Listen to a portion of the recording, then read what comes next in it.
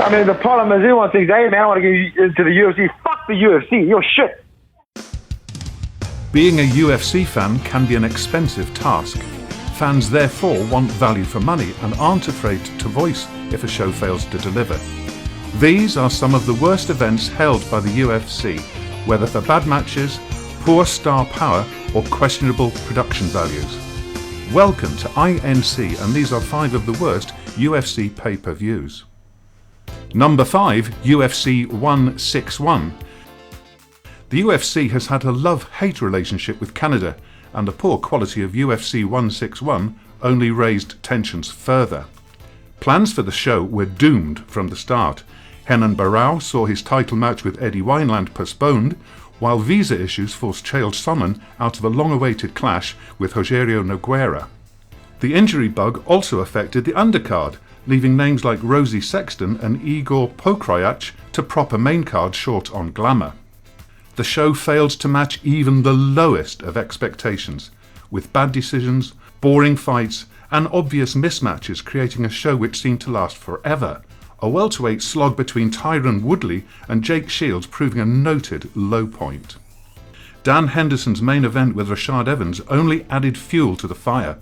Both men entered the fight on 2-match losing streaks and showed in a tepid encounter claimed by Evans on a judge's decision. Ultimately, 161 became known for 2 things: a coming-of-age performance from future heavyweight champ Stipe Miocic, and this. Does anybody here disagree with me that Mazzagatti is a fucking toolbox? Number 4, UFC 119. Frank Mir and Mirko Cro Cop are 2 of the heavyweight division's greats, but pairing them in the main event of UFC 119 proved a recipe for disaster. Cro Cop had never been the same since losing to Gabriel Gonzaga at UFC 70, while Mir was coming off successive knockouts to Brock Lesnar and Shane Carwin. The undercard also failed to deliver. Stevens Gullard had a good footwork but little else, while an entertaining Sean Shirk-Evan Dunham fight was tainted by a controversial decision for Shirk. It was the main event, however, that sparked the ire of fans as Cro Cop and Mir engaged in 14 minutes of a glorified sparring session and forcing commentator Joe Rogan to apologise for both men's performance. Who won this fight? Don't know.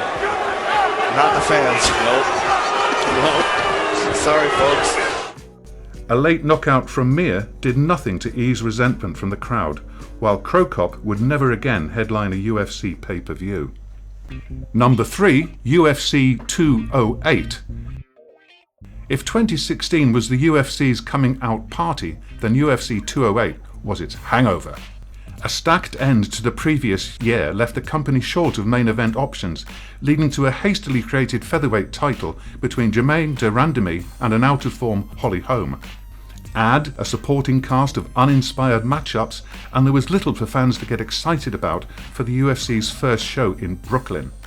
A good scrap between Dustin Poirier and Jim Miller proved a false dawn as Glover Teixeira won a forgettable bout with Jared Cannonier, while Jacare Souza made easy work out of a mismatched Tim Boetsch. Even Anderson Silva couldn't save the card, the Spider looking well past his best to scrape past Derek Brunson in his final fight to date. Holm de Randamie wasn't a bad fight, but lacked the intensity needed to justify its main event status, while de Randamie's subsequent stripping ultimately rendered the match pointless. In all, 10 of 208's 11 fights went to a judge's decision, leaving Dana White unequivocal in his assessment of the show. What was a highlight for you? Plane ride home. Number 2, UFC 149. No show was more tainted by injuries than UFC 149, one described as UFC President Dana as the most embarrassing in company history. In the month before, 9 main card fighters were forced out of the event, including Jose Aldo's featherweight title match with Eric Cook, while Yoshihiro Akiyama versus Thiago Alves somehow became Matt Riddle versus Chris Clements. The patched nature of the card was evident throughout. James Head and Brian Ebersole started strong before quickly fading to a judge's decision. Czech Congo's match with Sean Jordan ended in a clinch fest, while Hector Lombard's long-awaited debut was quashed by a dreary Tim Boetsch. Renan Barão versus Uriah Faber was a decent headliner, but by then the crowd's goodwill was all but lost, leading to hilarious scenes when Barão was declared the winner. Renan Barão! Renan Barão is the interim bantamweight champion. UFC 149 was the lowest point of a difficult 2012 for the UFC, with Dana White vowing to make amends the next time the company returned to Alberta. Oh dear. And at number 1, UFC 33. UFC 33 has long been held as the benchmark of bad pay-per-views. With its mix of poor fights and production screw-ups, it's easy to see why. The show marked the UFC's return to pay-per-view for the first time in 5 years, and the company hoped to celebrate the occasion with an epic super show in Las Vegas.